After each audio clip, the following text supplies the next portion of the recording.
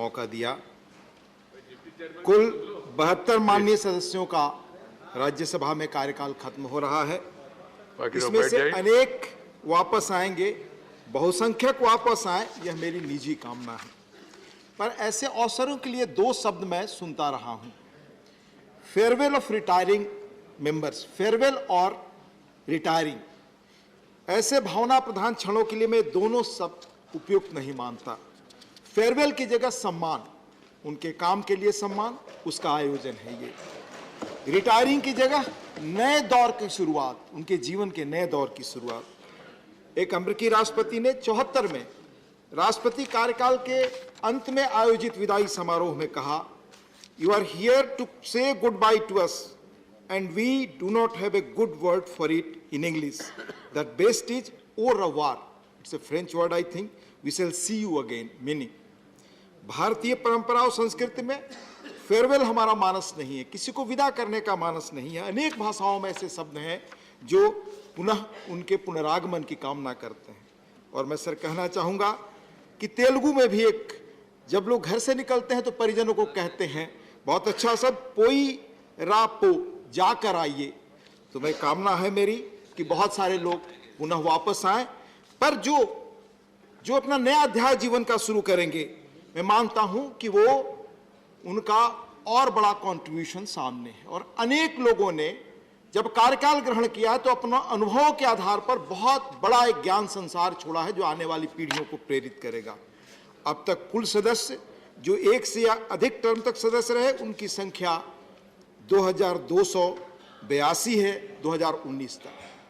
अब तक कुल सदस्य जो एक या एक से अधिक टर्म तक सदस्य रहे, उनके रिटायर होने की संख्या कुल 2177 है।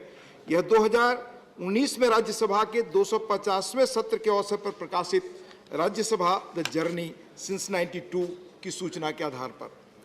सर, यह सदन देश की यूनिटी इन डाइवर्सिटी को रिफ्लेक्ट करता है।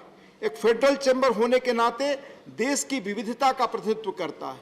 लोग अलग अलग राज्यों से अपना ज्ञान संसार, अपना अनुभव लाते हैं। उनके एक्सपर्टाइज और उनके डाइवर्स अप्रोच, अलग थिंकिंग से हम सबको सोचने और जानने का मौका मिलता है। आपने जैसा बताया, कई सदस्यों ने 5 बार कार्यकाल, कुछ ने 4 बार, कुछ ने 3 बार पूरा किया है। उन सब की कमी हम सब महसूस करेंगे क्योंकि उनके अनुभव से सदन को चलाने में बहुत मदद मिलती रही है। सदन को चलाने के लिए स्थापित नियम और प्रक्रियाएं हैं और उन्होंने अपने स्पीचेस से, इंटरवेंशन से, कंडक्ट से राज्यसभा को चलाने में बहुत मदद दी है। मैं उन सब का व्यक्तिगत तौर से आभार व्यक्त करता हूं। मैं बहुत 2-3 नाम इस रूप में उल्लेख करना चाहूंगा कि लगभग सभी लोगों का कुछ न कुछ बड़ा योगदान है। माननीय के एंटोनी साहब, मैं इन्हें जानता नहीं था, 15-20 वर्ष पहले पढ़ता था, राजनीति के बारे में बहुत गहरी रुचि थी, जानता था। एयरपोर्ट पे खड़ा था, वो आए, केरल में राजनीति करते थे, बड़े महत्वपूर्ण पदों पर रहे थे, और पीछे 3-4 लोग हम खड़े थे, उसके पीछे टिकट के लिए खड़े हो गए। हमारी नजर गई, हम आ लगे कि सब लोग स्वतः पीछे चले गए, कोई मेरा परिचय नहीं। उन्होंने पुनः इनकार कर दिया, वो पीछे गए। तो ये पब्लिक लाइफ में इंटीग्रिटी, ऑनेस्टी, अपनी सादगी, ये हमेशा हमें प्रेरित करती रहेगी। माननीय आनंद शर्मा, जिन्हें हमेशा मैं रूल्स प्रोसीजर से लेकर पार्लियामेंट्री कंडक्ट के बारे में या बोलते समय गंभीरता और जो ज्ञान कॉन्स्टिट्यूशनल चीजों के बारे में, सरकार के बारे में, उनसे हमेशा मैंने सीखा है। ऐसे लोगों का अनुभव मिले, ये मेरी निजी कामना होगी। डॉक्टर सुब्रमण्यम स्वामी, कैसे मैं भूल सकता हूं सर कि जब मैं युवा था और राजनीति मुझे सबसे अधिक प्रेरित करती थी, तो 75-76 में इसी सदन में जो उनका काम रहा वो आज भी मुझे प्रेरित करता है। सर, श्री सतीश चंद्र मिश्रा जी, माननीय जयराम रमेश जी, श्री सुरेश प्रभु जी, श्री सरदार बलविंदर सिंह जी, श्री पी चिदम्बरम जी, श्री कपिल सिब्बल जी, श्री प्रफुल्ल पटेल जी, श्री संजय राउत जी, ऐसे अनेक वरिष्ठ सदस्य, इनमें से कई वापस आएंगे, मेरी कामना है, और इनके अनुभव से हम सब लोगों ने बहुत कुछ सीखा है सर। पर इन सीनियर लोगों के अलावा जो हमारे कुछ नए मेंबर्स रहे, जो उन्होंने एक बार में छाप छोड़ी, प्रभावित किया, उनमें से कुछ लोगों का मैं उल्लेख करना चाहूंगा। और सबका कर सकते हैं सर, समय के अभाव के कारण मैं 1-2 आपको बताना चाहूंगा। अभी हाल में महाराष्ट्र के हमारे माननीय सदस्य डॉक्टर विकास महात्मे जी ने 0 आवर में अर्ली हीट वेव अलर्ट का मामला उठाया और सरकार उस पर स्टैंडर्ड प्रोसीजर तय करे और सारे सदस्यों का अक्रॉस दी पार्टी लाइन जो समर्थन मिला वो सचमुच बहुत प्रेरित करने वाला है। माननीय नरेंद्र यादव जी हमेशा जिस इंसाइट से डिबेट को उन्होंने इनरिच किया है, चाहे फाइनेंस का मैटर हो, टेक्नोलॉजी का मैटर हो, सोशल इश्यूज हो, या दुनिया जिस तेजी से टेक्नोलॉजी में बदल रही है जिसका असर हमारे ऊपर आने वाला हो, जो फ्यूचरिस्टिक इश्यूज हैं जो वर्ल्ड के दूसरे पार्लियामेंट जिन पर डिबेट कर रहे हैं, वैसे इश्यूज को जो उठाते रहे माननीय नरेंद्र यादव जी, वो कैसे हम भूल सकते हैं। माननीय नरेश गुजराल जी एक बार संसद में मिनिमम सिटिंग की बात उन्होंने उठाई और उस पर बहुत अच्छी डिबेट हुई। ऐसे अनेक चीजें, ऐसे लोगों का इंटरवेंशन रहा। हमारी क्वालिटी ऑफ डिबेट, नई सूचनाएं लाने, इंसाइट्स लाने, ये काम जो मिला, इससे पूरे सिस्टम को, जो हमारी पार्लियामेंट्री वर्किंग सिस्टम है, इसको इनरिच करने का जो काम हुआ, इसलिए ऐसे सारे लोगों ने किया है जो हमारे रिटायरिंग मेंबर्स हैं, उनके प्रति मैं आभार व्यक्त करता हूं। चाहे सर प्रश्नकाल हो, शून्यकाल हो, विधेयकों पर चर्चा हो, समितियों की मीटिंग हो, आपने समितियों के बारे में खुद उल्लेख किया, जो इन सबका कॉन्ट्रीब्यूशन रहा है वो अद्भुत है। इन्होंने अपने सदन में अपनी छाप छोड़ी है। मैं ये भी उल्लेख करना चाहूँगा कि हाउस का प्रबंधन करना आसान नहीं है, ये आप सब जानते हैं और सबका अनुभव इस संदर्भ में, जब निजी तौर पे आप मिलते हैं तो चेयर की कठिनाई महसूस करते हैं। पर हमारे पैनल ऑफ वाइस चेयरमैन में से 2 माननीय सदस्य, श्री सुरेंद्र सिंह नागर जी, श्री सस्मित पात्रा,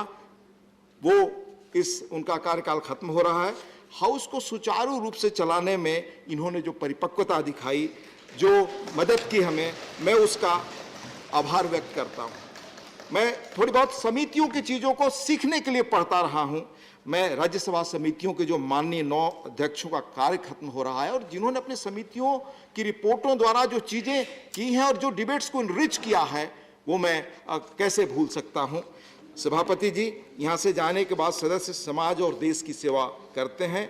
हम उनकी राज्यसभा में उनके इस एक्सपर्टाइज का कैसे अनुभव ले सकते हैं। 2-3 मेरे मामूली सुझाव हैं कि हर सदस्य जो रिटायर हो रहे हैं वो और जो नया अध्याय जीवन का शुरू कर रहे हैं, उनके स्पेशलाइजेशन का लाभ कैसे मिले, ये हम देख सकते हैं कि यहाँ जो कुछ हम ओरिएंटेशन का प्रोग्राम करते हैं, ऐसे कार्यक्रमों में उनको पुनः निमंत्रित करें।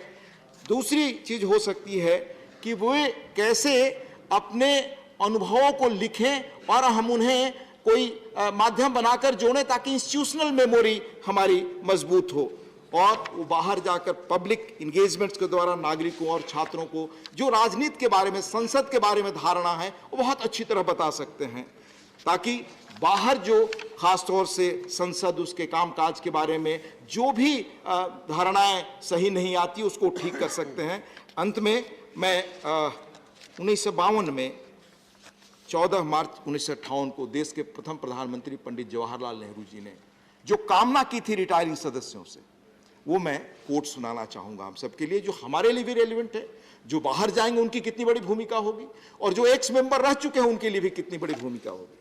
मैं कोट कर रहा हूं sir, parliament does not set some kind of an parliament does set some kind of an example to the rest of the country as we behave here to each other, towards our work, towards the general public, so to some extent others will behave elsewhere, whether in the state legislatures or in the many other organs of self-government that exist in the country or that are growing up, right way down to that foundation of our democracy, the panchayats in villages.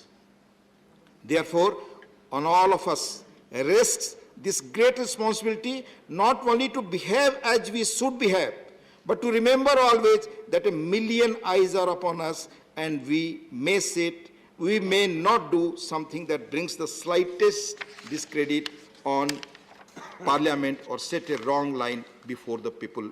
अंत में मैं अपने सभी साथियों को, जो पहले एक सदस्य के नाते, बाद में डिप्टी चेयरमैन के नाते हमेशा जिन्होंने सहयोग किया, साथ रहे, उनके बेहतर भविष्य के लिए, बेहतर स्वास्थ्य के लिए अपनी शुभकामनाएं देता हूं। अपनी बात खत्म करता हूं। धन्यवाद।